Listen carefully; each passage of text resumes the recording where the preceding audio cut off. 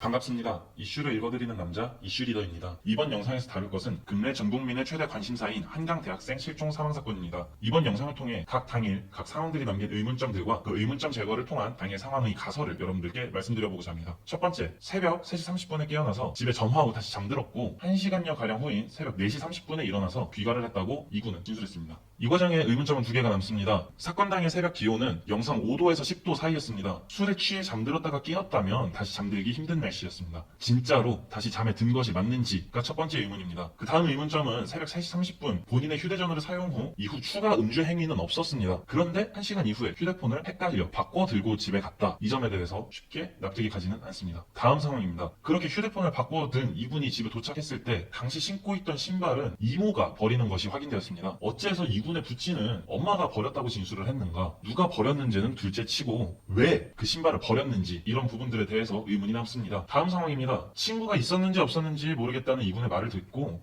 온 가족이 실종자를 찾으러 한강으로 출발했다고 얘기했습니다. 5시 20분경 한강에 도착했고 10여 분의 가족끼리의 수색 후 실종자 가족에게 전화를 했습니다. 정말 친구를 찾으려는 의도였으면 친구 집에 전화해서 확인하는 것이 우선이 아닌지, 그렇다면 친구를 찾으려는 의도가 아니었으면 무엇을 찾으러 온 가족이 다 갔는지 대해서 의문이 생깁니다. 그 다음 상황입니다. 수색을 마치고 실종자 가족에게 전화한 5시 30분 CCTV상에서 이군은 휴대폰을 확인하고 있습니다. 이후 실종자 부친을 만났지만 피해자의 휴대폰은 돌려주지 않았습니다. 위치 추적 어플상 이군이 실종자의 휴대폰을 가지고 있던 것은 확실합니다. 그렇다면 실종자의 부친을 만났을 때 왜 바로 휴대폰을 돌려주지 않았는지, 이것이 첫 번째 의문입니다. 두 번째 의문점은 CCTV상에서 확인하고 있던 휴대폰이 정말로 실종자의 휴대폰이 맞는가입니다.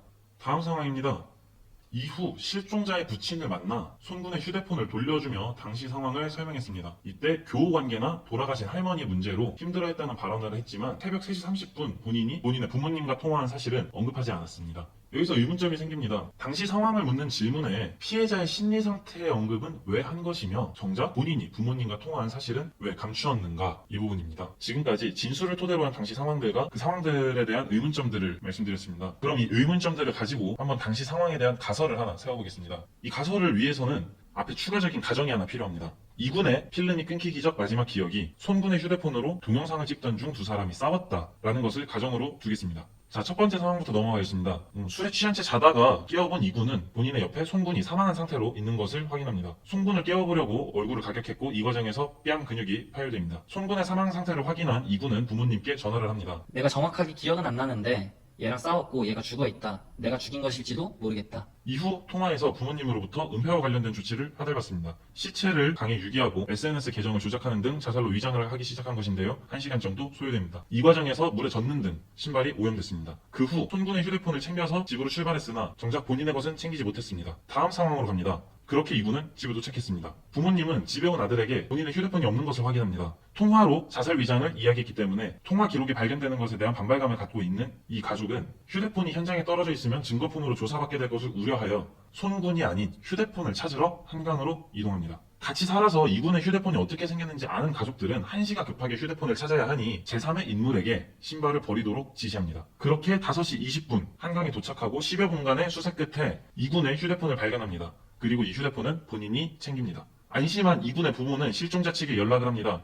그 이후 이군은 본인의 핸드폰을 확인하며 토끼구를 통해 한강공원을 벗어납니다. 벗어난 이후에 손군의 아버지를 만나게 되는데요. 본인의 휴대폰을 들고 있는 모습을 손군의 아버지가 목격했고 손군의 휴대폰을 주려면 들고 있던 휴대폰과 다른 주머니 속에 들어있는 손군의 휴대폰을 꺼내줘야 했는데요. 그렇게 되면 손군의 휴대폰이 본인에게 있는 이유를 설명하기 힘들어집니다. 따라서 당시 상황에서는 휴대폰을 바로 돌려줄 수 없었습니다. 다음 마지막 5번 상황입니다. 실종자 부친을 만나 실종자의 휴대폰을 돌려주며 당시 상황을 설명하기 시작했는데요. 자살로 위장을 했기 때문에 자살과 관련된 정황을 만들어야 했지만 자살 위장을 지시받은 통화 내용에 대한 변명이 준비되어 있지는 않았습니다. 그래서 새벽 3시 30분의 통화 기록에 대해서는 함구한 것이죠. 여기까지가 저의 가설입니다. 제 가설 속의 이군은 취중에 우발적으로 살인을 했고 계획적으로 은폐했다는 결론이 납니다. 물론 이것이 사실이 아니길 바랍니다. 진실은 본인만 알고 있을 겁니다. 하루빨리 진실이 밝혀져서 마녀 사냥이 억울했다면 그에 맞는 사과를, 본인에게 잘못이 있다면 그에 맞는 처벌을 받았으면 좋겠습니다.